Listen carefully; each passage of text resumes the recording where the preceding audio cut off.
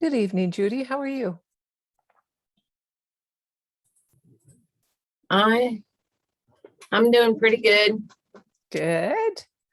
Sorry about last meeting. I thought we were gonna have a public hearing today. Did I misunderstand something? No, there's a public hearing. There was a public hearing at City Council last night on the Inglewood Station, the old Sports Authority site. Oh, okay. Yeah.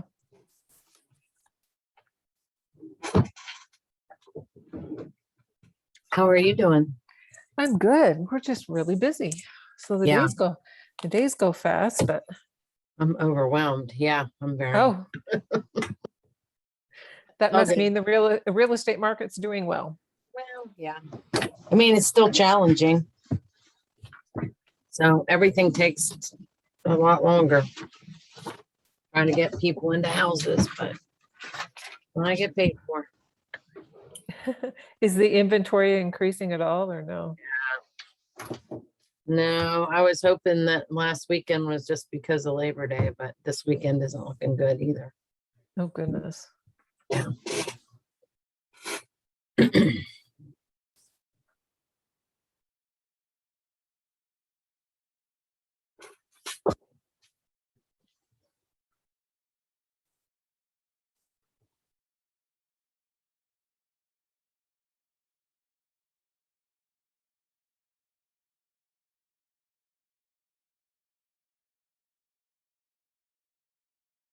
Good evening, Carl and Andy. How are you? Hanging in there. How are you doing? Good. Doing well.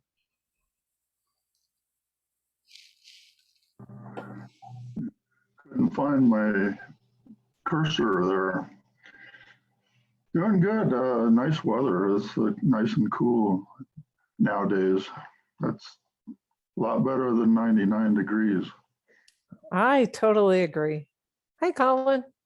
Low, except isn't it supposed to be like 98 tomorrow? Yeah, today and tomorrow, I think, are both record breakers.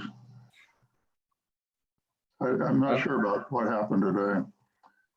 And Mr. Brewster, what's the weather like in your part of the nation? For a rare change, it's we're in a little bit lower temperature than you. We got higher humidity though. We're in Kansas City, and I was smirking because my parents and my sister who live in the Denver metro were just here over the holiday weekend and we're headed back. So we were talking about that. Fortunately, they're used to coming here this time of year and dreading the temperature and humidity, but we've had a good few days. Oh, good. You can keep that humidity. I grew up with it. I Right. grew up with it in Maine and I just don't want it back. Yeah. But there are trade-offs. Get the lakes, get the rain. Mhm. Yeah, I miss the water. I don't miss the humidity. Yeah, I'm with you, Colin. Yeah. I miss the water. Where did you grow up, Colin? Outside of Chicago. I usually say Chicago until someone else is like, oh, I'm from Chicago, and then I have to admit the suburbs, so I thought I'd just start. Okay. But definitely humid there. Yes, it is. Yeah, I feel like Kansas, I actually went to Kansas City for the first time in June, beginning of June. And I'm obviously early June, so that's probably something, but I thought it was a nice mix of, I was driving from Illinois back through to Colorado. Oh yeah. It was a nice mix of not as humid as Illinois, but with a little bit of water in there. And so Yeah. there were some nicer parts. I was pleasantly surprised with Kansas City, let's put it that way. Oh, thanks. Yeah, there's like anywhere you have to we got our good and bad, but the good parts are really good and they often surprise people. So there's probably most places there's a reason people are hanging out there. Right. It's right. not all Colorado, but other than that. Yeah.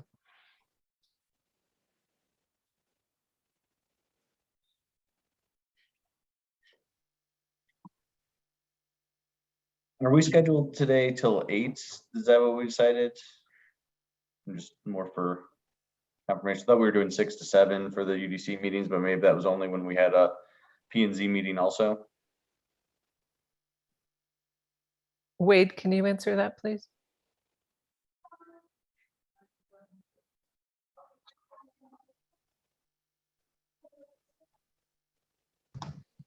Sorry, I'm getting there.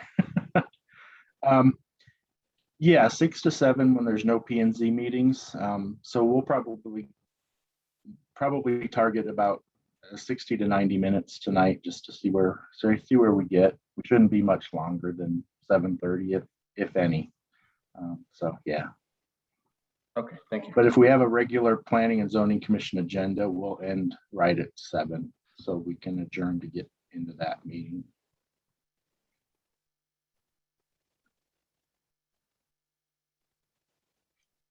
Thanks.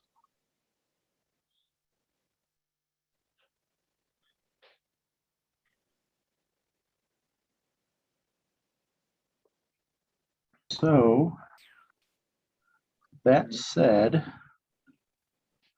I think we'll go ahead and get started.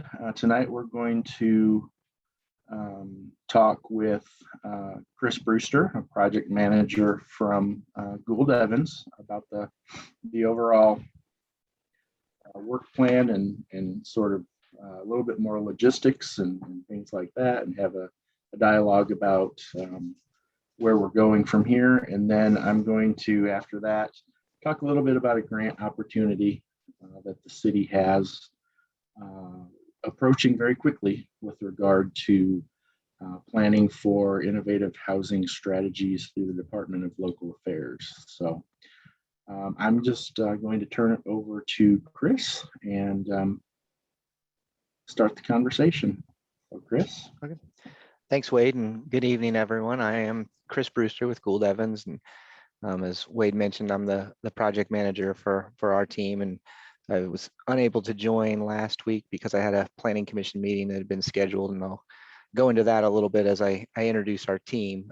I do have a presentation that I'll go through. I'm trying to share my screen, and just so you know, interrupt me at any point if you have any questions, but I think the presentation will probably be anywhere from 15 to 25 minutes, and then we can turn it over to, hopefully it generates a lot of questions or discussions. I'm catching up to you guys. I was paying attention to last month's meeting which Matt Ashby on our team attended, and he provided us notes, and then the videos are very helpful as well. So I know we're jumping into the middle of a discussion that you guys have been having for a while. So that's a good thing from our perspective, but so hashing a few things.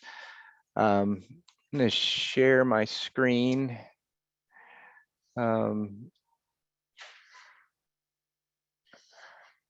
Is that coming through to everyone?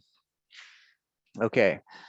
So this is what we would typically do as a kickoff meeting for projects where we've been engaged and a steering committee has been selected, but two of our preliminary steps you're already well down the road on, and that's the steering committee meeting and formally talking about issues and figuring out the path you want to take. And then also the code assessment that was done last year with a lot of public engagement. So we are going to build on those every chance we get, because those are really great tools to get you this far and help us take you the rest of the way. So my agenda tonight is just to a quick introduction of our firm and our team, a little bit of the project overview as we're viewing it as the outsiders coming in, some of the things we know that are givens that you've already worked on, and then how we take that further. As Wade mentioned, we're doing a work plan and engagement strategy to put a little better calendar to the next year to year and a half. And then I was just going to share a little bit about our firm's sort of philosophy and approach towards codes.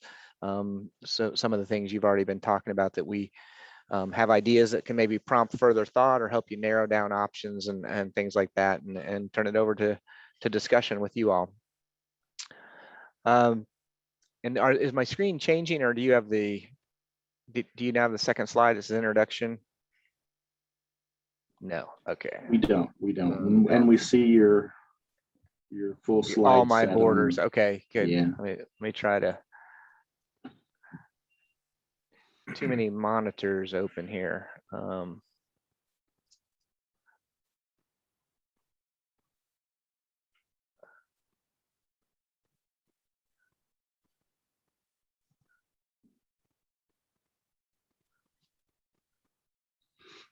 Well, I might just have to run it this way then. Technological issues. So I'll just run it from this screen. Well, I got one more option here. I think someone taught me a trick on this Zoom sharing. Let me try that.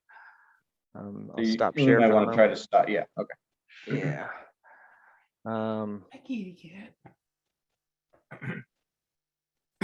Share.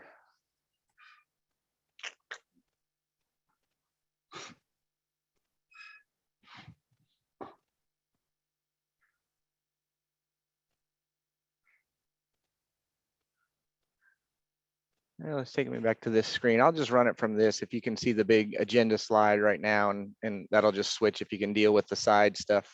That'll get us going quickly. That works. Okay. So a little about our firm, Gould Evans. We've been in practice for 47 years, a little over. We do have a national practice with offices in several locations. Our main office is here in Kansas City, and we do architecture, planning, urban design, landscape architecture, interior architecture, and graphic design.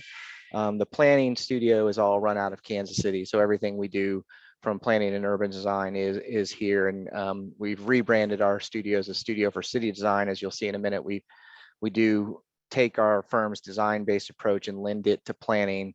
So we're big into a lot of the aspects that are identified in your code assessment and plan of making better places. It deals with design, not necessarily the conventional planning tools that our profession has been used to. So we try to marry those tools and help communities make better decisions on how to build cities. This is mentioned our rebranding of our studio for city design. Over the years, we have been gravitating towards all the things that planners have been interested in, and some of the more things like that you see in the planning profession. For those of you that are in it and have seen it, it's form-based codes, placemaking, a lot of the productivity of value per acre analysis really led us to this idea and incremental development. We've been working with some of those ideas as well in some of our work and in some of our community advocacy in our own city. And it led us to rethink about our studio, and about 2 or 3 years ago, we really began to realize that we're focused on these 5 things. That the great cities are designed for people. They're really designed for the quality of their public space, which may not be directly related to our project, but we're certainly going to touch on those issues of street design and public space design, and look at what cues that can give us for how your development code needs to respond to that. The great cities protect their inheritance, something you guys all know well, with trying to preserve the value of existing places. But we look at it as not only the physical attributes, but also fiscally responsible as well. So how do we become more productive with the few resources we have as cities? Shaped by many hands, we expect this code to be implemented by many different people over time, which is not that unusual. But we also expect to, especially for a community in Inglewood's situation, be looking at how do we enable a lot more small scale projects to happen. We think it's important to every city, but I think it's also critically important to a city in your situation. And then all of that is shaped towards how are we building community? In other words, how are we implementing your plans and policies? With that, our team, obviously the city, we want to, and especially since you've done so much on this already, we're viewing ourselves as an extension of planning staff, and we're working on how to leverage that as best we can. I'm the project manager. I come from a background in cities. I was a city attorney in my initial start in this career. I've been at Gould Evans for 20 years now, and been working on development codes for all of that. But I also work on some of our other projects. We do development codes, we do community planning, we do urban design. I mentioned we have been recently involved in community involvement and advocacy. In other words, pro bono things or things that are trying to push our own community in the directions we're often advocating. And then the last one is on-call planning. So we have a lot of local communities where we are the planning staff. So we sit in staff's chair probably about 25 to 30% of our time for our studio on an average week or month is doing the work of interpreting plans, implementing codes, dealing with applications, presenting to planning commissions and city councils, and basically running a planning department for a lot of the smaller cities that don't have a large planning staff or sometimes any planning staff. So that gives us some insight into how to develop the code so it meets your community's goals. Incidentally, that's where I was last Tuesday or 2 Tuesdays ago when you met. We have a standing Tuesday night. First Tuesday and first Thursday are the two planning commissions I serve. So we will have to figure out logistically when that falls on your meeting night. I can find backup for either of my meetings, but that's kind of what's going on with my schedule. Also on our team in the Gould Evans row is Graham Smith. He runs our studio, and so he's been involved in a lot of the preliminary aspects of this project and will continue to be involved. Robert Whitman, the next person over, is a landscape architect. He deals with a lot of our streetscape and public space design, from everything from street trees to landscape and issues like that. And then Yu Zhai is the last person. She handles all the graphics that you see in our presentations and that we hope to introduce into your code will be produced by her. We're also joined, you met Matt last month's meeting. So Matt Ashby with Ayers and Associates, we've had a long relationship with them in working on projects such as this and also on planning projects. Matt was the planning director in Cheyenne when we redid their code. And since then we have been teaming with him when he went to Ayers to do similar projects. I think Matt introduced himself well last month and what he does for the project, but I'll just say he, having been a past planning director going through a code update, he really understands what your staff's going to be going through. And he helps us watch for the big picture issues of just the general tone and waves of the project and how we steer it home on our intended course and how we watch out for hiccups and things that will naturally happen in the process. Matt's very good at that, and he's very good at discussing and facilitating options and changes. So the other role he's going to serve, since there's a large public engagement component of this project, he's going to be our lead facilitator. Since he's based in the Front Range anyway, it makes sense, but he's also very good at facilitating public meetings. So as we get further into our engagement strategy, Matt will be taking a lead role in a lot of that. And he has support staff that runs from planning, economic development with downtown specific expertise, which is, I think we're going to lean on some of that. He's actually the serves as staff on some downtown development authorities, but they also have an economic development specialist that works specifically with strategies for downtown. So that'll lend us some insights with what you have going on with your historic downtown, the TOD area and the hospital area as well, and how to tie that all collectively together. And they also bring engineering support to our team. So we have the design and the engineering aspects that can help us with everything we're going to encounter in a development code. So that's our team. And, you know, as I said, Matt, Graham, and I will probably be the lead on most of it, but we plan on bringing in other resources as needed. So if you have questions or things we want answered from those different disciplines, we should have all bases covered. So into the project, these are the things we know that you all have been discussing. These are the overall objectives of the project from your RFP and the staff's previous work. We know we want to modernize it, make it user-friendly. A lot of your discussions from last month were really helpful for us on how to land on a document that's easy to navigate. I think the greatest takeaway for me from that meeting was the person, I can't remember which one of you mentioned that you spend a lot of your days in development codes, and you could honestly say none of those days were very good. I identify with that, and we will strive to, we won't promise that we'll make days in a development code good, but we will try to make them a little better. Becoming more simple and more user-friendly. We are big believers of that in development codes. We like to, as you'll see when I get into our approach, we like to make them as simple as we can. We understand they're regulations about everything. And so they can't always necessarily be as simple as we want them to be, but we're going to strive very hard to make them user-friendly and simple, not only because it makes people's lives easier, but it also makes achieving the planning goals a lot easier. And I think legally, it also makes the code more defensible. The less questions we have in it, the more expectations we're building into your code and the process, the better off everyone will be from every aspect. And then some of the other issues that we'll get into in a little deeper, housing and looking at best practices, improving walkability and sustainability, those big 5 topics that your code assessment talked about. We're going to dive a little deeper into that as well. This is a little bit of how we think, we begin to think about our engagement of different processes.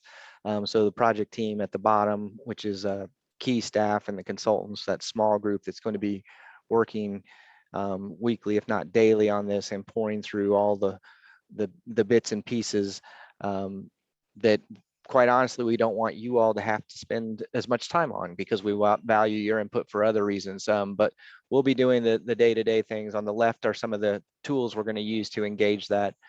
At the next level up is what we're calling the technical committee, and we assume we're going to be meeting with that group in a more ad hoc basis, but that's essentially other affected departments or the larger planning staff or people that are technical experts and specialists in some of the topics we're going to engage, or they might use your code frequently, and perhaps some of you all are that person as well and serving a dual role. But in general, this is usually extended city staff and other departments that are affected, and what people we need to engage to talk about specific topics and make sure we're developing a code that works for all departments and works for the city as well, and ends up being well coordinated. That next level are you, and I'm sure you all have talked about your roles and responsibilities a little bit, but as I mentioned, we usually use this as a kickoff and an introduction to a group rather than jumping into an already established and operating group. But so I'll just touch on this briefly, but your bi-monthly meetings are where we're going to touch base with you sooner if we need to. At some points in the project, maybe they slow down and we don't need to meet as much. But essentially, you will help us reach out to the people that are on the right of the screen. So you're there to represent your constituency, or people that maybe in your professional life you engage with and represent, or as your role on a planning commission, some of the people you know are out there from knowing your community well. But helping us reach out to that broader group is going to be a key role for the steering committee, as well as reviewing and directing and keeping the workflow going. The other part is when we do get to the public events, having you all attend as many of those as possible and be sort of a spokesperson for the project, and then helping us reach out to those different constituency groups we might be engaging. And then also we have in the process the need to engage focus groups or do some special workshops on certain issues. And so we would use you all to help us identify to the extent we might have missed something, or if there's a group we need to reach out to that you're hearing about, helping us identify those groups and set up those types of meetings or what we anticipate. And then the last level, or up at the public official level, you're since the steering committee is heavy on planning commission, you all get that other additional role of being the formal review body as well. And so we do have some plans for some work sessions where the actual deliverables will be introduced. We know that there's going to be periodic updates for the mayor and council as well. But that's again, we want to get to that group where we have no surprises on where we end up with the recommended development code. So the other aspect of things we know are these lists, which again, you all have talked about, and I want to come back to them eventually if we don't at this meeting over time. But from some of the videos and previous meetings, we know the project goals are about accommodating development in diverse contexts. We know it's about trying to support infill and redevelopment. You're basically the framework of your community is established and built out. And so you're in a bit of a different situation than a lot of communities that are redoing development codes for growth. And so we understand that, and we have some specific strategies to address that. We know we want to implement your planning, we'll forward, even though it's been a few years since it's been adopted. We want to take as many cues from that plan as we can and tie your development code closely to that. and use this process to be about how do we raise questions that weren't answered in Inglewood Forward that we can take a little bit further, like not to say we're raising new issues, but how do we dive deeper to write specific standards on some of the general policies that are in Inglewood Forward. And then last, again, housing is rising to the top on many communities' radar, and it certainly is on yours. And so we know we want to diversify types. More attainable housing is your goal. Mixed use and TOD contexts, how do we support those? And then the last part of tying it all together in a more walkable and sustainable pattern. I won't go through the right of the screen. They're all things you've talked about. And again, we want to take as many cues as we can from those documents and structure a converse. I think Matt said it well, of we want to help you discuss and get more information on the things that you're uncertain about and uncertain of the direction we're going. So this is what we usually say is the roles and responsibilities for a steering committee. You may have already talked about this at a previous meeting and I didn't catch it, but we really we don't want this to be a daunting task for anyone. You know, we know you're volunteering in your public official roles, and you're volunteering extra in your public official role to serve in this capacity. But we do want to set it up for where you can contribute as much or as little as you want. So we'll try to be developing deliverables that are sensitive to that, whether it's, we wouldn't expect you to necessarily have to read through every draft of every document. So we'll try to layer the information, and we usually try to take 3 different layers, sort of the executive summary level that gives you the really high level picture, the mid-level where we try to maybe tie together some of the things of what was existing as to what is potentially changing. And then, of course, for those of you that do have the time and the aptitude, when we get to writing drafts of the code, we welcome as many eyes on it as possible, usually make it better. So we'll come up with a process on how to facilitate that feedback and comments. The second one's also a key one. I think analyze your community with a critical eye, I think, is a group that's heavy in planning commissioners or heavy in people that have been selected due to their role in development projects. You probably already have this critical eye, but we're often asking you to do that and have an open mind. Some of the exercises we're going to bring to this are looking at real actual projects that are relevant to Inglewood, but that may not be in Inglewood. So helping us select those and helping us identify things like that will also be important to the process as well. Again, I won't go through all of these. The one we usually typically remind, it's not as essential with this group, but keeping the big picture and long run in view, although you may have been selected to represent a particular constituency. The steering committees are most useful when they are trying to bring everyone together and try to resolve some of the community conflicts that may have happened. We won't necessarily take a lot of those on, and since this isn't a planning project and we're sort of trying to implement established plans and policies, but it's no doubt that from your list of issues, we're going to run into some of those throughout this project. Then the last one being an advocate for the process and project. So again, when we get to the engagement steps, try to be there if you can, or encourage others to be there. We understand you won't be able to be at everything, but helping us stir up interest so that we do get the broad-based input that we want. The end goal is really that when we get to a recommended adoption draft, we don't want there to be any surprises, and we want your council to feel that the ideas in this have been well vetted. We may not solve every one of them, and we certainly won't write regulations that make everyone happy, but to the extent that we listened to everything in the process and that we entertained a wide range of solutions will be what we want to make sure we can say at the end of this. This is a really high level view of our schedule. I think as Wade mentioned in one of the online videos, that our goal is to finish this and get it adopted by late 2022. And we're working on the details in the work plan and engagement strategy to map that out to a specific calendar and specific tasks. I think we will be sharing that. We've been working over the last couple of weeks on that. That's item number 1.1 there, public engagement strategy, and which includes a work plan of how we're going to take the scope and put specific tasks to it. And I believe we'll be sharing that with you once we finalize it and get all of staff's edits in that.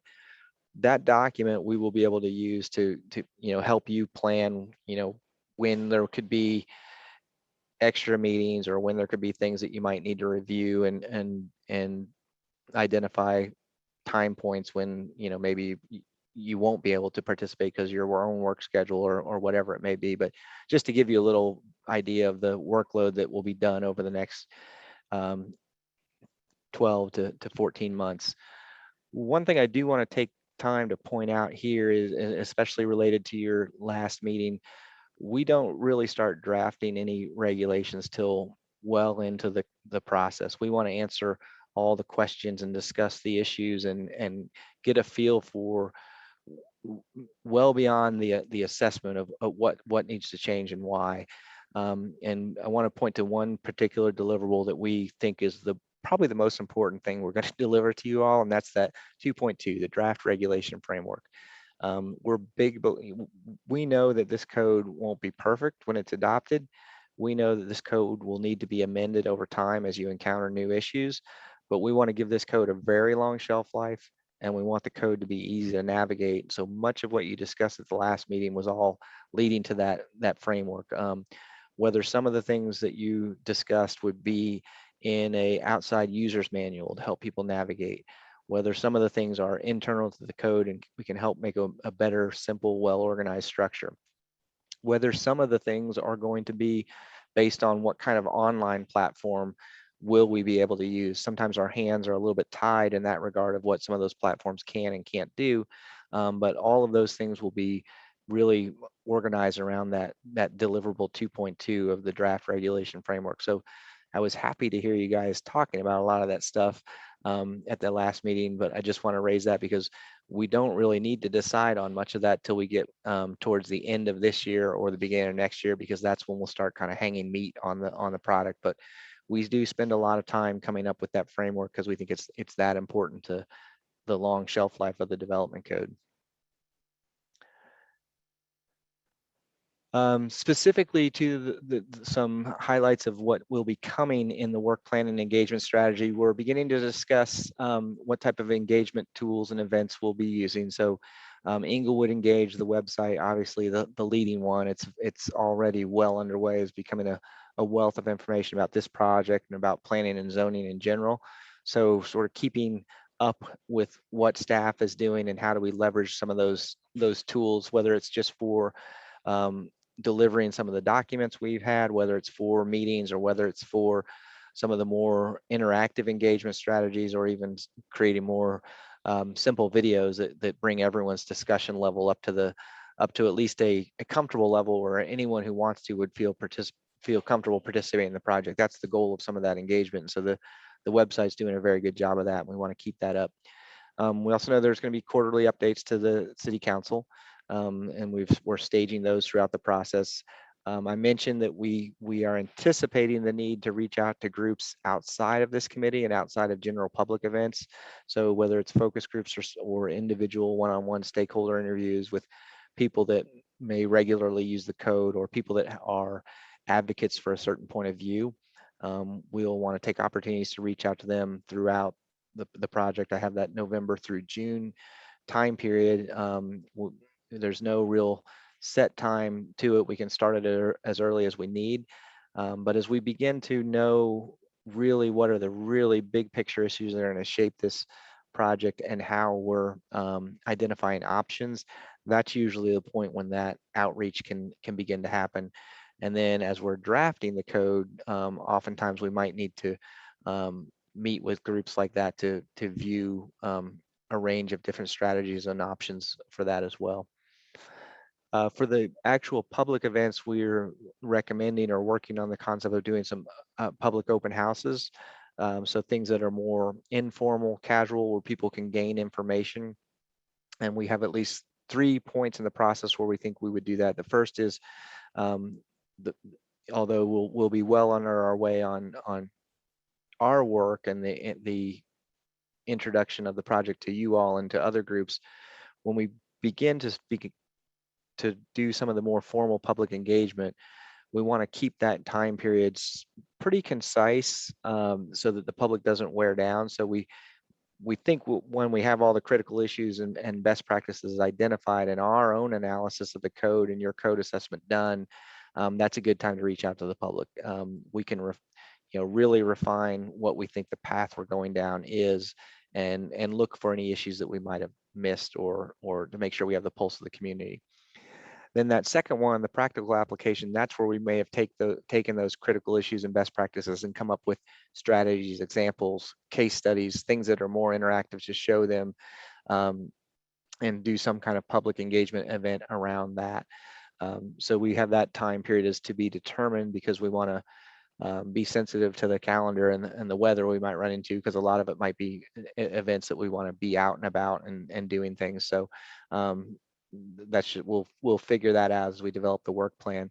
And then the last engagement or public open house that we have will be when we do feel that we're ready to introduce a formal draft that's still not our recommendation of what should be adopted, but it's one that we think can begin to have a public face. We'll introduce a public review draft at an open house as well. And that's just simply a way to let the public know that, over the next 1 to 2 months, these drafts are going to be refined. And if you want to give us any sense of whether we're on the right direction right now, feel free to do so. One of the key things of that is we do need to set why it's an open house is we do need to set the expectation of we aren't necessarily looking for the public to give us comments or tell us how to change the code.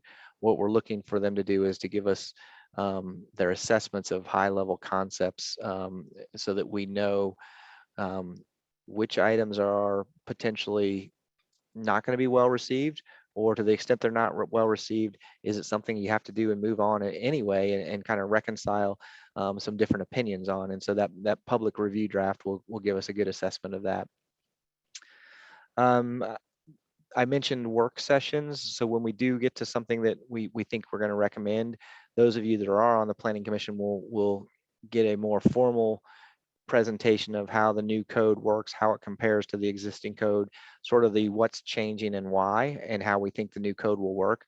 One of the reasons we do that in a work session is the public hearing is not necessarily a great platform to get some of your more detailed questions answered. And so we have found a work session is usually good for that, prior to introducing it into the adoption process.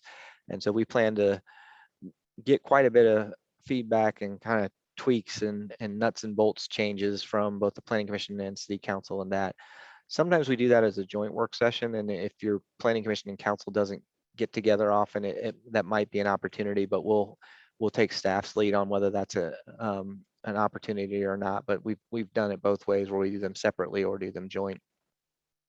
We're also been talking with staff of how to engage in other outside events. They're already doing that, so we want to have our eyes open to other opportunities of an event that's going on in the community that we can tag on to and bring some of the information that we're producing here into those meetings. And then lastly is the public hearings. The actual formal and required public input for adopting the development code is the public hearing.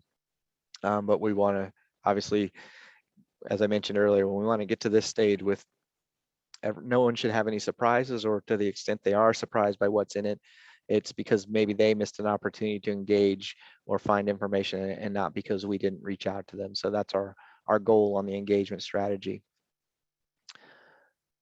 Engagement tools, again. Chris? Yes. I think Carl has a question. Oh, okay. Yeah, go ahead. Will any of the public opinions, will we do any survey mailings or some kind of a survey, or will there be anything in that form? Yes, that's kind of what this slide is about, is how will we use some of those. So the short answer to your question is yes, we certainly can do that, and your website is a good portal to explore that. If we find any of the issues where we think we want the pulse of the community and we can structure questions that would give us good feedback, we will certainly do that.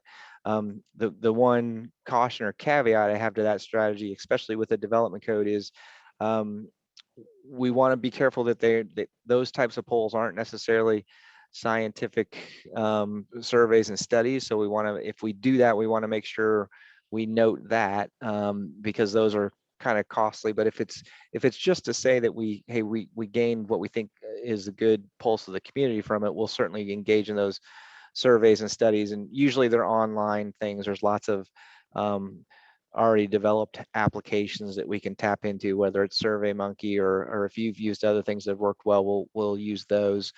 The other sort of caveat to that is the input's only as good as the questions we ask. So a lot of times when we come up with the idea that we want to have a survey, we want to make sure that we're actually curious about a certain strategy rather than simply to say, well, we got public buy-in on this. We don't want to use the survey to give us cover.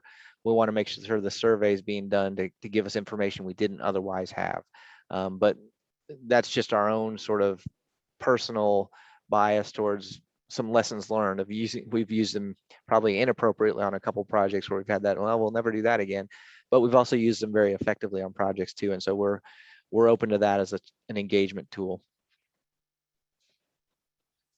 Kind of playing off of that, these are some of the things that we have found really effective in raising the level. So these would be things that I would think we would go to before we would resort to a survey. The informational videos that staff's already doing, that some of the issues might be ripe for another iteration of that or something that goes into more detail.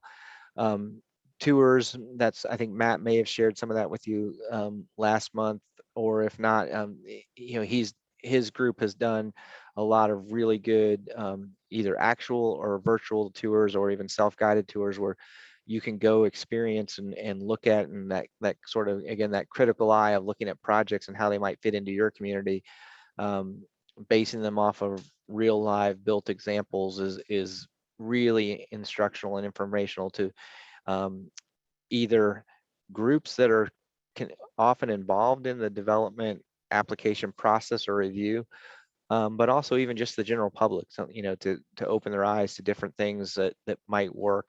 We look at zoning codes are often and plans are often words on a page and a two-dimensional map. We're getting better at illustrating and showing things in three-dimensional, but none of that really replaces going and kind of measuring and walking and getting the feel for a place on your own as well. So we'll try to set those up. The next one down, and this is the one that often leads to some of those surveys that we'll do a best practice analysis on some of the topics and come to you all with a range of options. And so those are the types of things that might be ripe for a survey to either the general public or to particular groups. And then last one is case studies, which are things that you see on the screens right now. Those are examples of case studies we did for another project where we'll sort of pick apart the elements of a community or a development project or a district or an area and measure and look at what goes into making that come together. And then the way we use that is we literally take some of that data from those case studies and those become the parameters of which we assess and perhaps build into your new code on all of these different topics. And I think I might pause right there because the next slides are more about our approach to some of your issues. And I was going to take an example of more based on housing and neighborhoods, since that's one of your issues. But are there any questions on the work plan or some of your preliminary issues and discussions on how the project will go?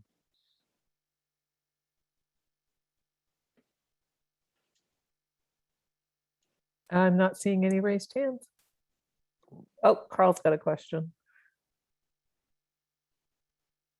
I think you might have covered it in your timeline, but what information do you have now, and where are you currently? Yeah, great question. We think we have everything we need. We have obviously Inglewood Forward. We have the code assessment. Wade's been forwarding us a lot of your other plans and policies that we're going through. So we're beginning to, and really what our next step with you will be to come back with a list of those issues from all of those documents and kind of tie it to your existing code. So that's what we're doing right now, is collecting a lot of that information. We have the downtown plan. I'm forgetting the one we just last week that you sent me, Wade. I think we might have already had it from your website, but there's The walk and wheel plan, right? Yeah. Walk and wheel plan. So we think we have all of that. We're going to be looking at everything we possibly can. I think the one thing we don't have that we might want to get further into with staff will be examples of some of your more recent projects that might have been problematic. We also look at lists of, if your BZA has a common set of variances or things that they run into that are problems, we'll get that information from agendas or actual applications. But right now we're pouring through the plans and policies and the current code, and then obviously the code assessment that was done as well. So you're going to, the way I understand what you're doing is you're going to wait till you get all the information before you do a draft, and you're not going to take the old code and then just modify it as you get information. Right. So I'll go into that. That's a good question, because I'll go into our approach on that a little bit more. So we are in that diagnose phase right now. So we're trying to get a better understanding of why the assessment prioritized those top 5 goals, why there's other regulations outside of those top 5 goals that I think someone at the last meeting talked about. There's plenty of things that people do on an ordinary everyday basis that may need some attention as well. So we're kind of getting an assessment of those things. When we prioritize the ones that really need that deeper dive discussion on where does the community want to go, that's will set us up for that phase 2 align. So we'll take a subset of those issues and really start engaging in deeper conversations about what we do. Some of the issues we uncover in that diagnose phase, we know that there's kind of really only a few ways to do them well, or they're not really high priority issues that need deep, long discussions. They're just sort of the nuts and bolts of the code that we'll begin piecing together. So some of that drafting can probably really even start after that phase 1 is done. But it is at that 2.2 is where we start piecing together the code. And the outline that's in the code assessment, I think Brooke said it well at the last meeting, we may use that, we may not. We may find in the align phase that certain issues get a higher profile and a higher priority, that we need to reorganize your code differently because of them. But we're going to be assessing that as we go through all those discussions. But when we set that framework of how the new code should be organized and how it will, most importantly, how it will work well as an integrated document, then we begin the drafting. And that drafting will go one of 3 ways. It will go in a way of, we have a current section that we're going to bring over as is. And that might be because it's working well. That might be because it's a topic that we probably shouldn't be touching in this effort because we just want to maintain the status quo. It's usually one of those 2 things when we bring something over as is. We will also have things that we are trying to bring over, but clarify them because they weren't working well. Maybe they were unclear as to what their outcome would be. Maybe the standards were slightly off and weren't achieving the objectives. Or maybe it was just something that was so full of legalese that it was causing problems and no one really understood what it meant. So there will be those types of things. And then there will be the third category of what we'll bring over will be the new issues, whether it's a new issue altogether, whether it's a new approach, or whether it's something we just want to change wholesale because it wasn't working. And so at that stage, that's where we will flag how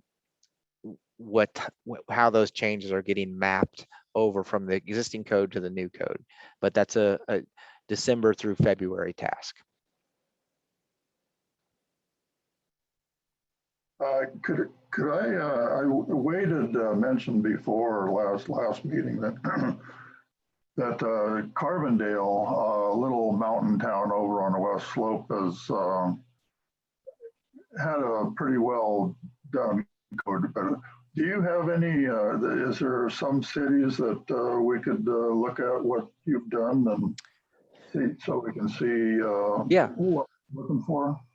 Sure. We can give a list to staff, but I can just name two off the top of my head that would be pretty accessible. We about a year, maybe a year and a half ago, we completed Brighton, Colorado's code. So it will give you an idea into how we typically like to organize documents. We're just finishing up Greeley's. In fact, last night was the city council public hearing on that. And that, although it's not officially adopted, the draft should be online of their code as well. And then we have others that we've done in the, both in your region and throughout the kind of the Midwest Front Range area that if you want a longer list. I'm going to share an example of one in a minute on our approach as well, that it won't be directly relevant to you all because we didn't redo the whole code, but it touches on some of the transit oriented policies you have.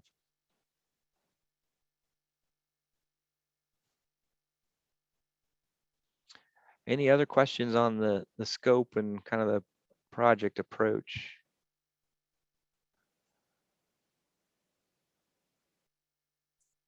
I do not see any raised hands. Okay.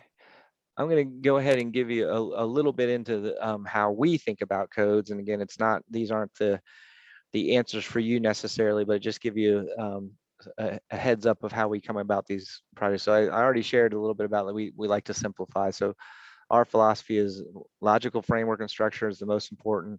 We want to take a plain language approach. We challenge and we even need to challenge ourselves when we redraft things. Sometimes we go back and look at it and go, what were we saying? So we know that's a thing that's easy to slip into codes, is not writing in a plain language style, whether it's legalese or whether it's planner's jargon or whether it's just we're trying to accomplish too much by the regulations. We'll always be challenging ourselves to write it more simply if possible. In doing that, relying heavily on graphics and tables. We rely heavily on purpose and intent statements. I'll explain that in a little bit of why we do. It ties directly to the one below it. That oftentimes we want to hit the balance of flexibility. We want the code to be flexible, but as a legal document and requirements, we know we can only do that if it has good decision-making criteria, whether that's for the council, whether that's for planning commission, or whether that's for staff and administrative approvals. We want to make sure those decision-making criteria are in there so that the flexibility can be done appropriately. And then the last part is, as a design-based approach, we really want the standards to be tied to the context, the scale, and the form, those three-dimensional aspects that are different throughout your community. So it's not all about land use. It's not all about a certain zoning district. The context, the scale, and the form of things are what you're going to continually hear us talking about throughout the project. And then we want it to be implementing your plans and policies lastly. And so that's our overall approach on no matter what code we're working on. The flexibility versus certainty, that what we have learned from a more design-based approach is that we as planners used to look at codes in that conventional approach. We have a plan and we have a policy, we write a regulation, we apply it, and if it doesn't work, there's a variance. And it's really literally that linear kind of black and white process that we try to do with conventional approaches to regulations. And our kind of critique of that is they end up becoming just a collection of standards. You know, the more you add to it over time, the worse they get, because you addressed a certain issue and now all of a sudden things don't communicate and work well. So when we take a design-based approach, we're really talking about a system of how you build in your community and why, and particularly for a community that's going to be steeped in infill and redevelopment, we think this is important, and this is how we try to get to that flexibility and certainty. You know, when we engage the development community, we always hear two things, often in the same sentence or paragraph, and they don't realize they're inconsistent. But if the city would just tell me what they want me to do, I'd be fine. You know, so they want that certainty. And then we also hear literally in the next sentence, but I also want flexibility to do my projects because I got the best ideas. So how do you reconcile that? So our design-based approach, this sort of shades of gray, is how we typically try to think of code. So in the middle are the standards, and they need to be objective, they need to be well understood, and they need to be really clear. So we try to get away from some of the soft, fluffy language and boil everything down to something that's objective. That doesn't mean it's always going to be right, particularly when we're taking a more design-based approach. So we're going to need to be flexible with that standard. But your legal defensible point is in that red circle. On the lead up to that, how do we connect things to the plan? Is we have this hierarchy of language of from purposes to intent statements to design objectives, and the distinction we're making there are the purposes are really broad and tying your plan to your statutory authority and to the objectives of the development code in general. The intent starts to get a little more specific. So when we get into zoning districts, we might have some intent statements of how specifically we're trying to achieve things, or what are our range of options that we're looking at. So we're kind of narrowing down. And then the last part is when we get to specific design standards, we might have a design objective, something that's very outcome oriented. In other words, this is the result we want from this standard. We will run into times when that standard might not be leading to that result. And so we want on the backside, that's where we build in the flexibility. I think staff's talked about having alternative compliance in the code. And so this is what we're talking about when we say that we then go to the decision-making criteria, and can we give you flexibility for meeting that standard? If so, are you proposing an alternative that meets our design objective? And if that's the case, then here's a way we can give you an exception that's easier given. This strategy will allow us to delegate some of those decisions down to staff or maybe to planning commission, and then avoid using the variance tool, which should be more strict, unless there's things that just won't work. So that's our sort of philosophy of how to build flexibility into the development code, that sort of iterative process where it's not necessarily black and white, but it does allow us to get to a very objective standard in the middle, which we think is a really defensible approach, especially when we're talking about some of the character issues that we're going to be talking about in this project. An example of then how we would take some best practices and apply them to the code. So one of the things the planning profession has gravitated to, and we think it's far more easy with residential development and neighborhoods than it is for the commercial and mixed use, and far more relevant.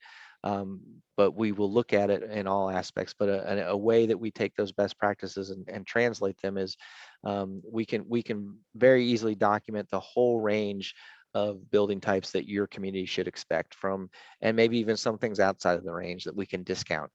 But they're all very measurable. We can all take detailed analysis of built examples of all the types and figure out if we're missing any types that might fit in your community. And once we have that range of building types, it becomes a lot easier to figure out what goes where and why. Some of the cues that will tell us what goes where and why go beyond the zoning district. So I mentioned in the opening that we're big believers in the public realm and public space shaping what's the reasonable development response. So the street types, open space, and civic types on the right, or on the left, excuse me, are things that we will want to look deeply at, even though the code may not be regulating those off the bat. Those are the things that are going to tell us which types belong where and why. And then on the right are more of the residential or neighborhood oriented things that the private sector is going to be building. So it might be block types. Maybe that's not an appropriate strategy for your community, but it could be frontage types. How do different buildings relate to the street in the same way? Or how do different buildings, or how do similar buildings relate to the street in a different way so that they're interesting? So that combination of frontage types and building types, we think is an important cue to looking at how neighborhoods come together, especially when you're trying to mix things. And so by studying these types, we can begin to document and measure them into really objective standards, but then how they all come together might be different in different areas. So what we found is most neighborhoods really look more like something on that upper right. And it's hard to do that with a single zoning district, or if we do, we know that we need some rules on where some of the different things go in a neighborhood. So there will be some discussions on a strategy of what makes some of the different pieces that make a great area come together. Do we need to do that with different zoning districts? And then it's okay to rezone on smaller scales and project specific as long as we have the right decision criteria? Or can we come up with a zoning district that allows all these things to happen a little more organically and mix in? Or is it a combination of both? But we find that when we look at the actual study, the communities that are relevant to you, we'll see some of these patterns emerge that address some of the housing ideas you've already been talking about. And then from there, it's about how do we set standards for each element of that bring it together, from the streetscape, the frontage, and to the buildings themselves, and then the last part of, what are the building design elements that you care most about. This is our way of trying to do some of the design standards in a really architecturally neutral way, but in a way that boils the regulations down to the few key attributes that you guys care about most. We think this can handle most of if we do our job right in the discussion, this can handle most of the things that people are concerned about. I don't like that project because it doesn't fit in. It's too big, or it looks ugly, or whatever. When we ask some of these questions, it helps us refine, is it something the code should address? Is it something the code can address? Or is it something that we're just going to have to deal with the situation? But answering questions about how these elements come together will be part of our approach. Then when it comes together, this is an example from I mentioned the code. We recently completed a project in Indianapolis, Indiana, where we were tasked to do an overlay for their transit corridors. They have heavy BRT lines in that city. And when we were asked to do the overlay, we began to question that because we didn't want it to be too limiting. What we really found was when they were talking about housing, we needed to revise all of the residential districts. So that's what you see on that top table, the D4 through D10 were the residential districts that were in these areas. And our discussion with staff and the community was, if these are the things that make the neighborhood good and have a variety of housing, whether it's transit supported or not doesn't really make a difference because it will still be a better result.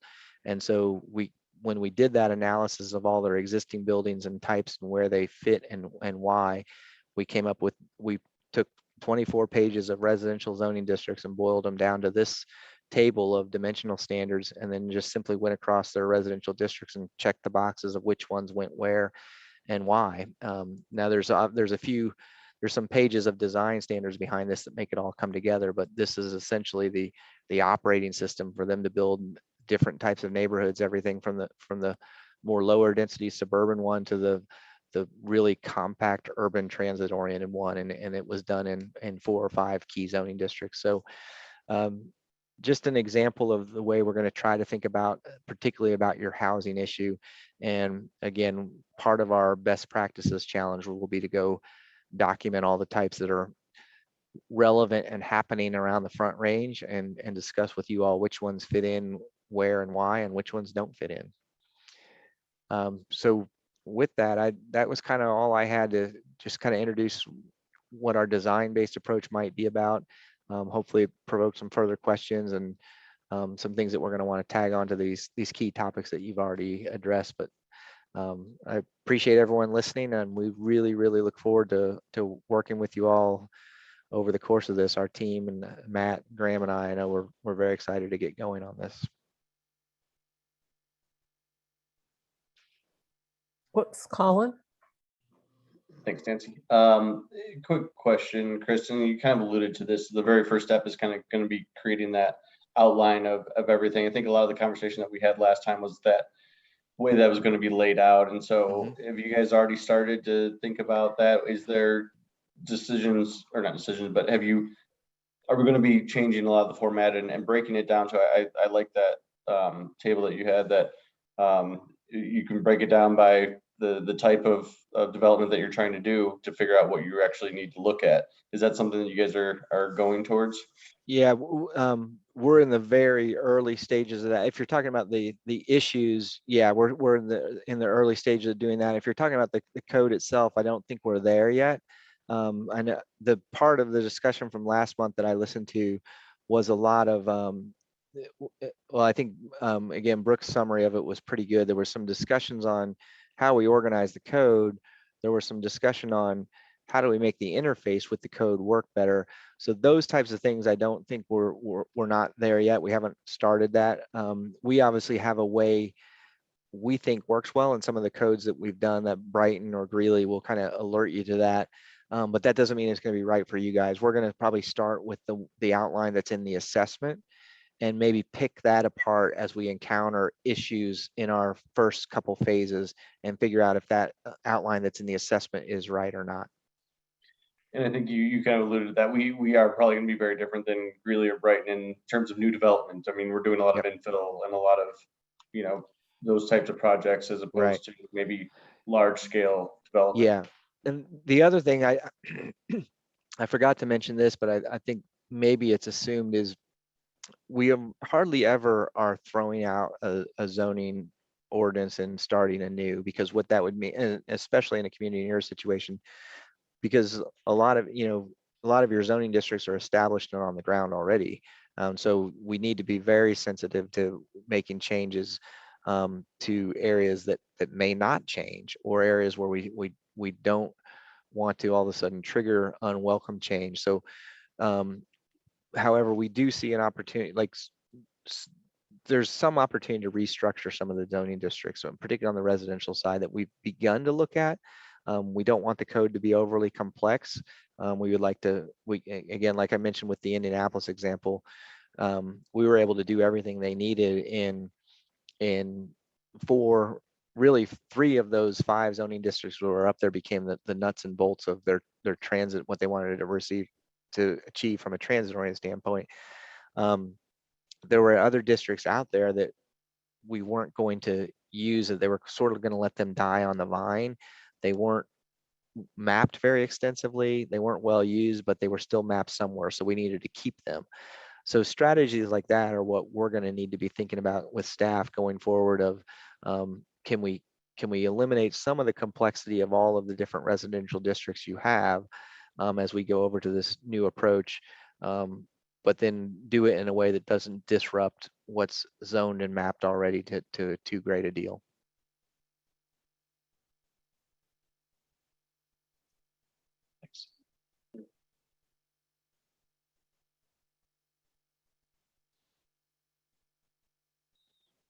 Carl? Couple things that were brought up in the meeting our last meeting. The language is seems like it's more legal and really made for the layperson for somebody that goes in there or wants to build a garage or whatever. He wants to go in there and see what he has to do. It's right now it's pretty complicated, and that I can agree with simplifying the language and the increasing the graphics. We need a lot more graphics in there than what we have currently. Graphics is, well, picture is 1,000 words, basically. Right. Yeah. And there's a bit of a double-edged sword with that. Like, we don't want to, sometimes you draw things too specifically and it means only that, but you're exactly right on that. We will want to eliminate text where a picture will do better. We often find that tables are best for that, of taking large amounts of text and condensing it into something on one page. And then if you left details out, showing it with graphics makes a nice companion to that. But we have examples where we've converted, one of my tasks at the end of this project is to see if we've cut the code in half. Not that we would just take things out, but that is one of my objectives. I do, and mainly from my legal background, I firmly believe the less legalese we use, the better and more defensible your code will be. As far as cutting it in half, I can agree with that, but there is we're modernizing it, so there's things that weren't in there before that need to be in there now, which is going to take up a little bit of room. Yeah. Christine? Does the discussion about parking standards versus walkability, does that also include bikeability? And yes, I think we shorten that to draw a contrast, but definitely bikeability is a huge part of what we look at. You know, again, how much we're touching street standards and things like that are yet to be determined. But I think on the parking the parking issue, you can easily see the way the parking footprint can be reduced significantly by a combination of walkability and bikeability. Gotcha, thanks.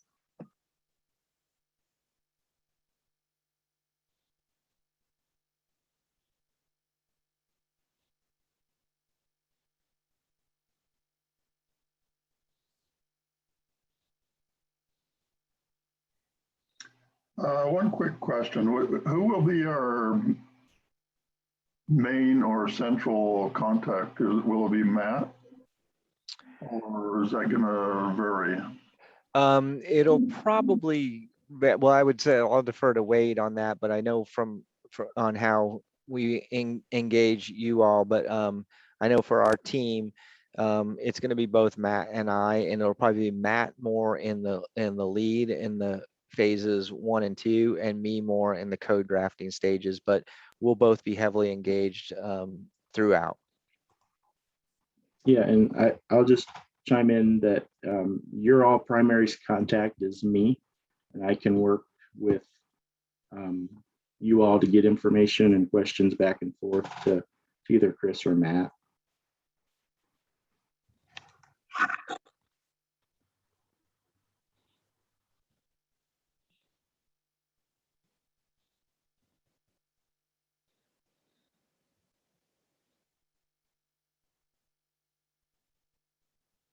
I'm not seeing any other hands. All right. I'll stop my share because I think, Wade, you wanted to talk about the grant opportunity next. Yeah. So I'm going to jump into share my screen.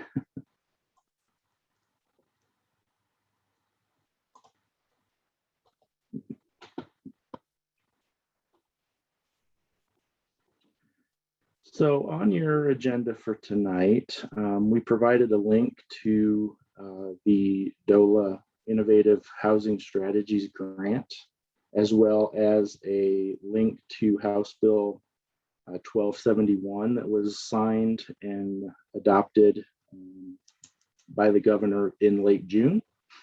And essentially what the act or bill does is it provides local government assistance in promoting and developing innovative affordable housing strategies in local jurisdictions. And one of those opportunities or ways that they're providing assistance is by creation of a planning grant program, which is what we have the opportunity to apply for right now. This, I'll say, is a very, very tight time frame. The first submittal date is September 20th, and unfortunately, we cannot make that date. So they have monthly submittal dates. So the next one will be in October. So they're in about October 20th is when the next one will be facing the submittal deadline. We are planning to submit early in October if we can. The fear is that there's just under $7 million in this grant program, and however many jurisdictions in the state of Colorado, grant funding is anticipated between $50,000 and $200,000 per jurisdiction. So the money is going to likely run out very quickly. And it's competitive. So the Department of Local Affairs is going to be looking at all the applications and scoring them to see how ready the community is, what the previous background of the community is in terms of do we have strategies for affordable housing already on the books, and what kinds of plans and programs do cities have available? How ready are they to take the next step? So we do have a study session for City Council scheduled for September 27th. The grant program requires that we receive approval from the City Council via a resolution. So the resolution will go to City Council for approval, hopefully on October 4th. And there, shortly after, we can turn around and submit our grant for that next round of funding. One of the goals, or one of the work outcomes of the grant, is to create a housing assessment study for the community, so we can go in and do an assessment of what our housing stock currently is, what are we needing assistance with, what can be done to promote affordable housing, and so forth. But that's not the only thing that this grant can be used for. We have to select a minimum of one out of these 11 strategies, and these are outlined in the state law, in order to develop one of these strategies further into code. We feel this is obviously a great timing situation, as we're embarking on Code Next, and housing is one of the major topics that we will be talking about. You can choose a minimum of one. You can choose all 11 of these to further pursue in this planning grant, as well as in conjunction with the housing study. Now, the caveat there is that the state does expect you to codify these strategies. So if we do on the staff level think there are several that are more advantageous to us than some others. And so what we wanted to do tonight, since we are going to council on the 27th, is to run these by you, get your feeling and feedback on these 11. And we would like to be able to say to council on the 27th that we all had this discussion. The steering committee feels comfortable with, ABC strategy to pursue a further development in this grant.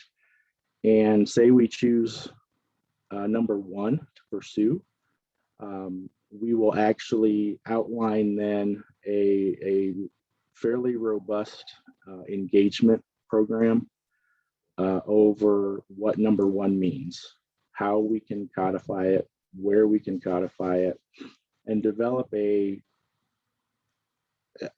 program or a code program that we can have on the books to get the eventual goal is more attainable and affordable housing. So hopefully that all makes sense. And we can just talk through some of these. The first one is use of vacant publicly owned real property within a local government for the development of affordable housing. Depends on how much publicly owned real property that's vacant Englewood has. There may not be a whole lot to make this a worthwhile strategy. Programs to subsidize or reduce local development review fees. That's something we might look at a little further, talking about building permit fees, planning waivers, water and sewer tap fees, reducing those if you're providing attainable and affordable housing. So that could be something that helps the overall goal of furthering the amount of affordable housing in the community. Wait, are Third you, is- are you open to taking a couple of questions? Yeah, absolutely. Okay, Judy's got her hand up, and then Colin. So, what are they defining as affordable? I mean, is that for us to define, Or if they got a very specific, is it, does it have to be rental? Can it be for sale? Does it have to meet certain income requirements? I mean, this is sorry, but this is about as vague as I've seen anything. So affordable housing is defined as up to 80% AMI for rental housing and 140% AMI for homeownership. So that's your target range, is between 80 and 140 average median income. And there are other programs that this law that was created has created. There's also programs to actually construct housing, communities that would construct housing. Now, in Englewood's case, I think that's the next step after we get some of these planning documents ready. But it's sort of a stair-step case to where you apply for these planning grants first, and then you can step into actually construction projects and so forth. Are we in direct competition with the housing authority? I mean, I know they're in the process of building some housing for Section 8 voucher holders. Or is there a way for us to partner with them? We certainly can meet partner. These criteria? Yes, we can certainly partner. They will even consider partnerships between jurisdictions. What about with Habitat for Humanity? It's only set up for local governments at this point. So a nonprofit or for-profit organization wouldn't qualify. But the housing authority, We could partner with them, yes. has there been any discussion? Because they're already doing this in partnership with Sheridan, I believe. Right. We are reaching out to them as part of this grant to where we would get on the same page with their programs. Yes. Okay. There hasn't been a to date discussion had, but yes, we are planning to reach out to them. Okay, that's all I had for now.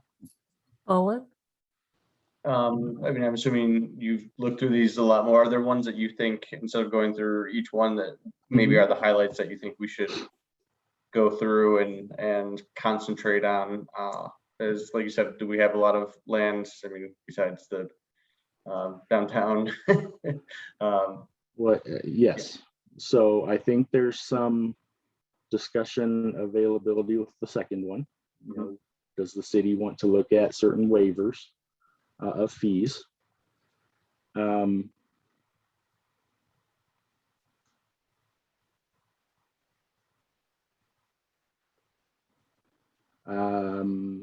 I think number 9, we somewhat already do. I mean, classification of a proposed affordable housing development as a use by right when it meets the building density and design standards for a given zoning district. Well, if it meets the density and design standards, it's really a by right project anyway. So I think we're pretty much there on that one. There might be some validity to number 10, authorizing accessory dwelling units as use by right on parcels in single family zone districts. We currently have or do allow ADUs in the R1C. Do we want to consider expanding the availability of ADUs into the R1A district and so forth? I think that's something we can work towards. And number 11, allowing planned unit developments with integrated affordable housing units. I think we can achieve that pretty much now. We don't have any code, like I mentioned, or regulation that requires it. But we could set up, a program or a regulation that says, X number of units must meet, this 80 to 140 range, depending on if it's home ownership or rental. So I think we're there pretty close with that one as well. So I think there's 3 or 4 of these that I think are more advantageous for us right now. than others. But if there are others of these that you all think might be something we should look into a little farther, certainly we're open to exploring it. Just keep in mind that the state, as part of this grant, expects the outcome to be a community that will adopt one of these codes, or all of them that we said we were going to pursue. There might be discussions with number 5. I don't know, establishment of a density bonus program to increase the construction of units that meet critical housing needs. That might be something that's considered. We also have to, have the discussion with City Council as to how comfortable they are and how far they want to go with creating new programs, or just sort of implementing a little bit further some of the things we've started, like the ADUs. So it's finding that balance. But as I said, we wanted to get your pulse on these 11 to see what you all thought. Okay, I've got Brenda and then Judy. Oh, hi. Yeah, this is awesome. It's very exciting. First, for number 1, I'd want to know if we really had any vacant, publicly owned real property. Inglewood can't have much within the city boundaries at this point. And I just want to mention that Habitat for Humanity, and this is for the group, Habitat for Humanity did have a planned complex built. I forget if it was taking more than one property or not, but that the local neighbors shouted it down. Mm-hmm. So that's why I think Wade's trying to bring up that you have to see what people in our community have a flavor for. Now, because we get a lot of not in my backyard this sometimes happening. I do think that, however, one of the quickest buy-ins is helping senior citizens and those who fall below the AMI with subsidized water and the other planning waivers, sewer and water and that kind of thing. I think that should be a gimme. But I don't find that a lot of people who fall under the ADI will be seeking building permits. So I don't know if that is necessarily That's a good point. something we need to go for. But I really liked further on down in this list, and I think Gail might agree, that for every so many planned unit developments, there should be some integrated affordable housing. And I think that's very fair. And I think that the community would buy in to something like that if it's not too late. And that's all I had a question, but I forgot what it was. This is just a lot. So I'll defer to the next question. Judy? Just real quick, in terms of your choice of these 11, when I went to the link that was provided, there were additional ones such as smaller building sizes. And then the other one, which we've already done. So it was 11 is, or 12 was allowing the development of small square footage residential units. And then the other one was lessened minimum parking requirements for new affordable housing developments, which we've already discussed. So I was just curious, there was a reason why those weren't included in this. No, there's not. I actually took these off of the grant application itself. So I'll go back to the actual bill and pull the rest of those out. So I apologize if they didn't get on here. Well, no, this is the link that you gave us to the local government affordable housing development incentives grant program guidelines is where I got that from. Okay. There was 16 of them. So there were just two that I thought might be worth consideration. Okay. I will go back and look those up. I apologize. I didn't get the full list apparently. So. Christine? A question and a comment. The question, I'm sorry if I missed this. Do we have to identify exactly which one of these we want to explore as we're applying for the planning grant, or is the planning a grant for us to look into these to decide which we're going to do? We have to choose at least one of these to pursue. And then pursuing means developing a community outreach plan and actually incorporating the strategy into a code rewrite. Okay, right. Now, DOLA will be very flexible with us if we choose one, but then in the middle of this, we decide, we want to choose another one.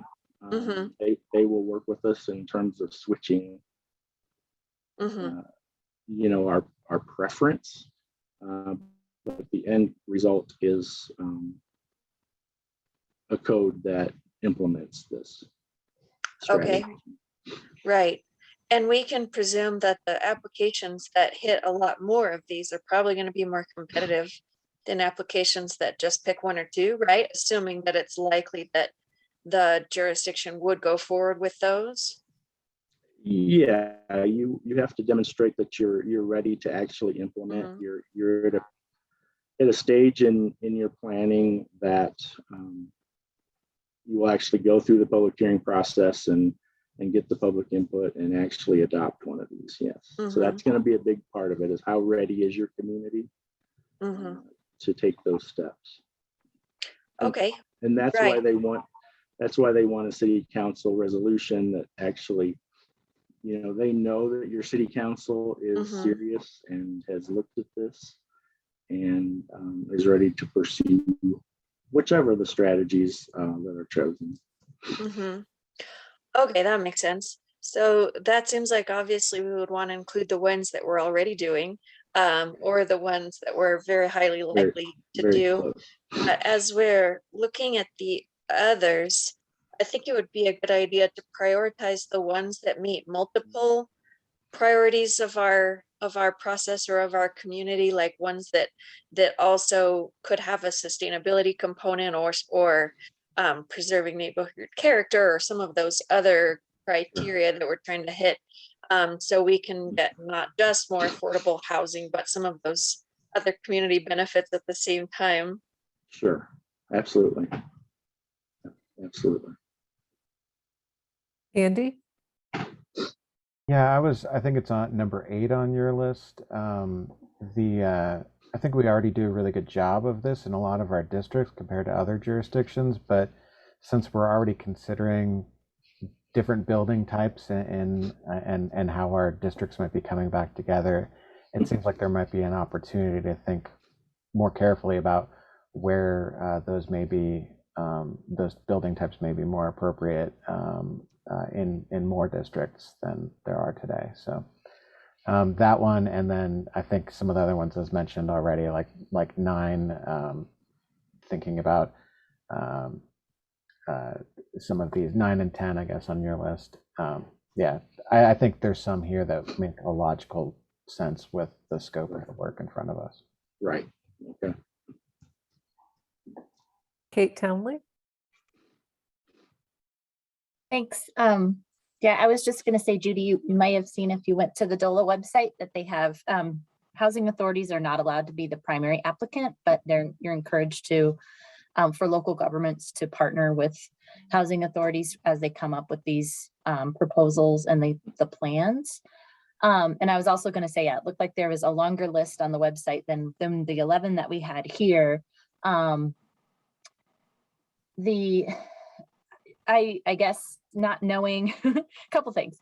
There's a 25% match requirement, and do we have a sense too of whether the city council, if there's an amount between the minimum and the maximum that they would be able to meet that 25% match, and would that scale kind of what we'd be able to take on? And also I was thinking there's, you know, the 80% AMI, we have less of a gap as a state in meeting the 80% AMI. We have a huge gap in meeting anything lower, like closer to 30% AMI. And if there's been like either a needs assessment or some other way to go below that 80% threshold and really address the additional needs, like around 30% AMI, because there's very few units at that rate, or how could we incorporate that in with these one of these that we choose. And yeah, I appreciate that Andy brought up number 8 around kind of the missing middle, because I was thinking, oh, well, the ADUs, yes, we've been working on that, but really what's going to be the impact? How many people are going to be able to afford to build an ADU unless we have another program or policy that can go along with it that would subsidize the cost of constructing them? So it seems as though in terms of really being able to make an impact, thinking about, you know, number 8, and then also maybe some of the things around reducing the or creating expedited review or something else, you know, that's more procedural, seems like it would make sense to me. Colin? Is the fact that we're updating our code right now, I assume that would be shown as we're ready to do this. And I guess, is any of the money that we're spending, going to Kate's question, could that count towards that match? So the fact that we're updating the code now, yes, shows a degree of readiness. And the fact that the assessment that we conducted last summer up until early this year shows that this is a top 5 primary theme or topic that we heard needs to be addressed, I think goes further to showing our readiness. To answer Kate's question, we don't have a final figure on grant number. We are looking at estimates for the housing needs study, as well as supplementing our efforts with Code Next. So yes, we do have the match available and ready for what we're anticipating is not to exceed a $100,000 grant ask. So that's where we're at. We would, the bulk of that would go to the housing needs assessment, which would further inform whatever strategies we choose to pursue.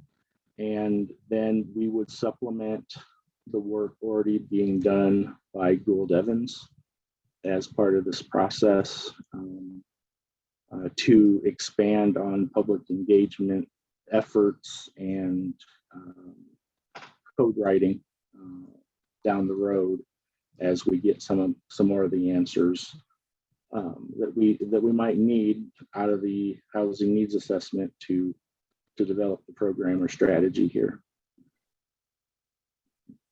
Christine?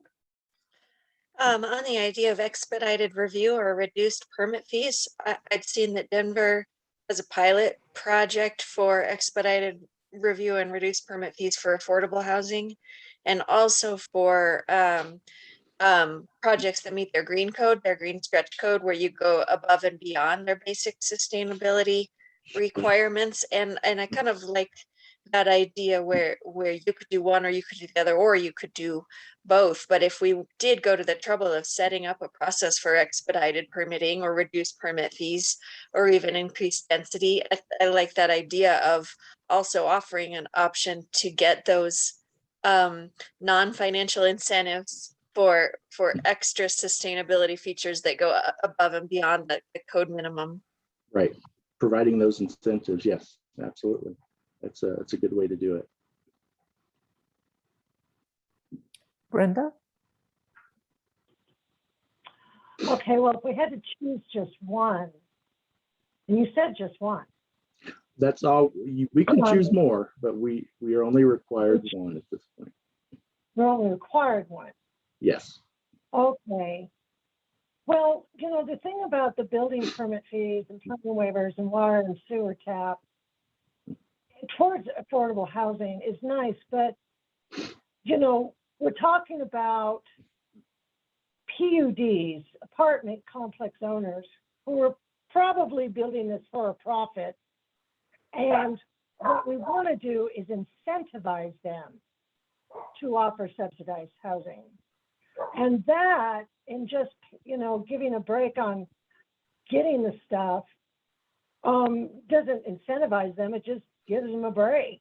You know, I'd like to see, like, what further on down the list is some way to incentivize them, if not require new PUDs with these units over, I mean, they're building up all around me. I can tell you that they're applying right now for PUDs all around this area up by Gart Brothers. Four different complexes. So one with 400 units, another one with, you wouldn't believe it, over here at where am I, Canyon and Jason Streets. And we don't have any guarantee that anybody's going to be able to afford any of those. And what we want to do too, and what they're trying to sell, is that these units will be available to our first responders, to our nurses, and everybody who works as Swedish. But right now, they're going to have to roommate up, because we don't have any guarantee that any of them are going to be able to afford it. So what I'd like to see out of this is a requirement that, and I don't know how we can do that with a grant, other than, you know, the use by right mandate. Because honestly, we have to incentivize them some way, and I just don't see giving them a break on building permit fees would meet that objective, but I may misunderstand. Right. And Bernie? Oops, I'm sorry, go ahead. well, I was just going to real quickly, since I missed, there's 3 of them that I missed on this list, so I just want to read those real quick so people know what else is out there if they haven't looked. One is allowing the development of small square footage residential unit sizes. The next one is lessened minimum parking requirements for new affordable housing developments. And the last one I missed is the creation of a land donation, land acquisition, or land banking program. So again, I apologize for missing those 3, but they are in your documents that we attach to the agenda. And now Bernie? Well, I think the big question here is, will any of these, in the context of this grant, develop affordable housing based on the definition of what affordability is? And I'm trying to do some math in my head. To the last comment, I understand that we always sort of think as affordable housing as these larger apartment construction that, you know, in many cases are tied into what the funding requirements are for affordability.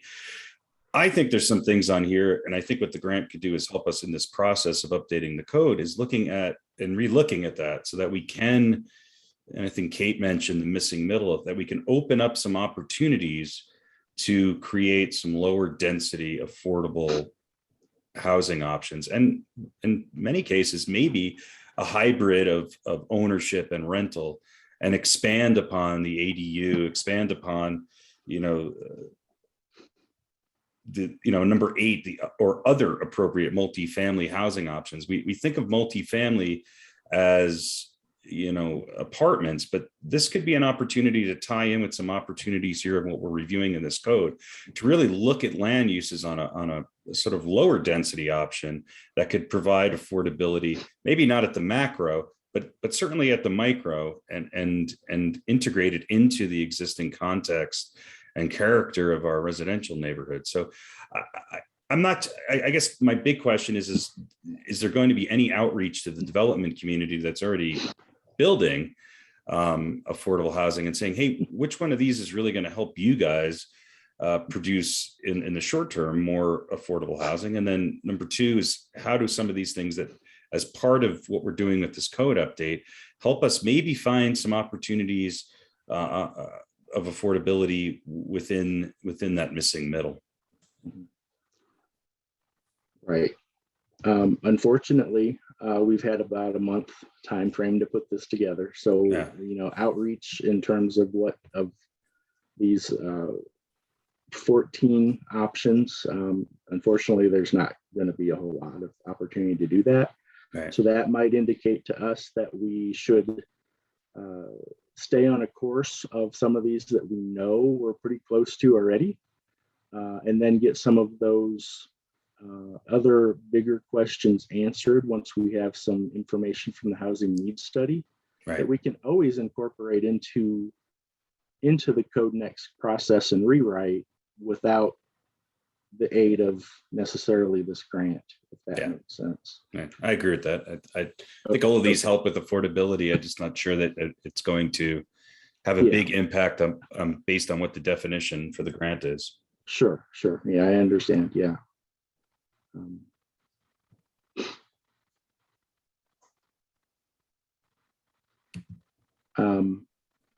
I don't see any other hands, but I can't see everyone's screen either, so. Okay. Anybody else have any questions? We do have the opportunity to discuss this a little bit further at our next steering committee. That will be before city council meets. So I will put together, kind of a prioritized list based on what we heard tonight, and sort of have another discussion before that council meeting. But I would invite any of you to attend the study session. So it'd be just more a listening opportunity for you all on the 27th. But as we mentioned earlier, showing council everybody's faces except staff's tends to go a long way a lot of times. So if they start seeing other people's faces and interest, especially on the steering committee, that will be a really good effort, I think. So that's the plan right now. And we'll talk again briefly on some of these items that we talked about tonight to finalize maybe which strategies we want to actually officially ask in the grant. I got one suggestion here. The number one, I've always thought the RTD parking lot north of the Artwalk apartments, the kind of triangular shape thing back there would be, I've always thought that would be a good affordable housing area in there. But I mean, that's a possibility. Another far-reaching thing here, probably not even nearly possible, but the Tri-City agreement that they're going to hire a coordinator to do the homeless study and work on housing for homeless. Would it be a stretch to have that money go to this person's salary? Unfortunately, the grant monies cannot be used for administrative costs, so salaries of staff would not be eligible. Yeah. But that study that you mentioned does further go to show the city's readiness to address some of these topics. So that effort does in fact tie into our demonstrated ability to be ready to go to the next level. And Kate has her hand up. There's two things I was wondering maybe to inform our next conversation. There's two, I'm looking at my list, two strategies. One, making affordable housing a use by right. And I was wondering if we have any language in our code right now that precludes or omits, does not allow affordable housing as a use by right. And then also, oh, go ahead. I'm sorry. I was just going to answer. We don't have anything that defines affordable. So we aren't, yeah, that's the catch we're in. So it wouldn't prohibit necessarily, but whose definition do we use in the city for affordable? Mhm. Okay, that's helpful. And then there's also one around allow, that was mentioned, allow small square footage residential unit. Do we have a minimum unit size already? We do not. Does the building department? I don't believe so. Okay, I was trying to remember if when we came up with ADU sizes, if there was like a minimum, or if that was something that the building department weighed in on, or just something we came up with. So, okay, thank you. Christine? On that note, someone had told me a while ago that we didn't have a minimum size, but we had a minimum parking requirement. It had to have room for at least 2 parking spaces per household, and that was the limiting factor. Don't quote me on that. That's what I'd heard. And we do. We have minimum. We have parking requirements for each type of use, and so yes, typically, for single family residents, it's generally 2 off-street spaces, and when you look at projects that are proposing 50, hundreds plus units. You look at parking structures, the cost of a parking space in those new developments is upwards of $40,000, $50,000 a space. So that makes it really difficult to factor in some sort of affordability when you're building in a structure like that and it costs that much. So our parking regulations, it's something we're going to look at closely in this code next process about maybe reducing the required number of spaces that you need. Definitely there are other jurisdictions that border us that if you provide affordable units, you get quite a reduction in the number of parking spaces that you're required to provide. Aurora does that. I know. Probably Denver. I'm not for sure about them. But there are examples out there like that. So. Yeah, it does seem like if we didn't have that 2 parking space requirement, then we could have much smaller units that would presumably therefore have much lower costs, whether renting or buying, and open it up for a lot more families. But that would probably also mean if they do have 2 cars that they would just park on the street. Right. And maybe that's okay, although I don't like that. Then that might eliminate the possibility for us putting in more bike lanes, because if the street is full of on-street parking, it's harder to convince putting in a bike lane. Right. Andy? I'm seeing that we can also suggest some of our own strategies as part of this, and I'm wondering if we should consider how many unrelated individuals can live in a housing unit as part of our code rewrite, and that directly affects affordability. That is an excellent point. Yes, DOLA will consider alternatives not on this list if there's good and creative justification for doing so. That is something that's on our list to change. Right now, we only permit, or our definition of a household is no more than 2 unrelated, and that's really it has an effect on affordability. Denver just changed theirs from 2. They moved it up. I think we're the last ones in the region that are that low. What did Denver move it to? I think it varies. I'd have to look it up, but they had a really long, extensive stuff about it. So someone else might know. Michelle?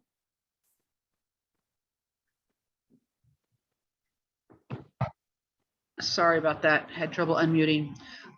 Yes, Denver did really expand the number of unrelated people who can live in a household, and that is actually on the ballot to be rescinded this November for Denver. Oh, really? Oh, wow. Yes. Okay.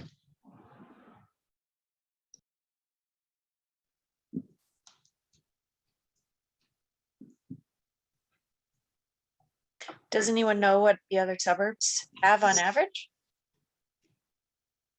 I don't off the top of my head. I think they studied it extensively, so I was trying to find if they still had any resources up that would have that average. I'm sorry, I didn't raise my hand, but part of the issue for that too is any regulations or code things on group homes, because group homes fall into a separate category. Wade, maybe you can expand on that, because those certainly are unrelated parties that are living in group homes as well. Right, there are specific laws regulating group homes that often, based on fair housing laws, that they are exempt from the related definition of people residing there. But for group homes, I know this law is being looked at and changed as well, as to whether we can still require distance separation from group homes and that sort of thing. So I know that's also somewhat in flux as well, based on fair housing laws. So.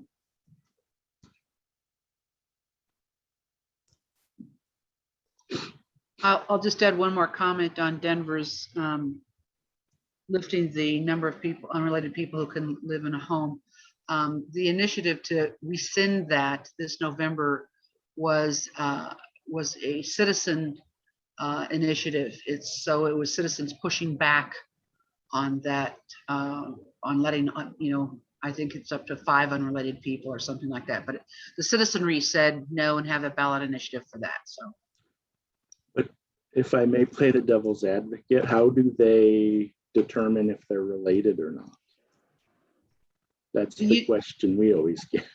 The best place I would say to ask that question, because I ran into it in Boulder when I was trying to find a house to rent for one of my kids many years ago, and they only allow 3 unrelated people in the house, no matter how many bedrooms it has.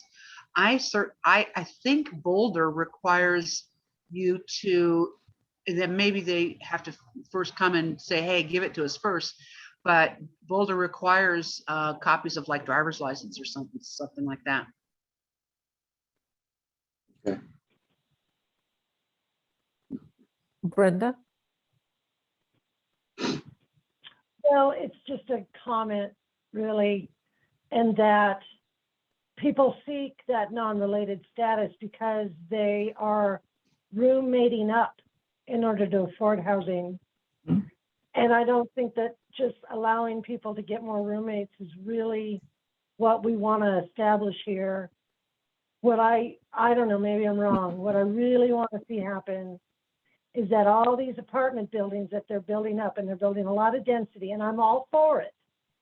I would like to see the starting price to be under to buy a townhome that they're building.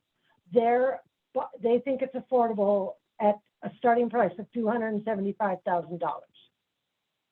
Okay, so I think if we want to be serious about this, we need to ask these apartment buildings to have some small studio apartments that rent for, I don't know, I'm crazy, $1,000 a month. That's too specific, I understand, for what you're trying to achieve in this grant. But I think that it's really easy to click off on some of the easier ones than it is to really tackle the problem. And that is, like I'll say it again, which one of these will best incentivize new builders to offer affordable housing? Sure. And I think they're down below. Or I'll look back on this thing.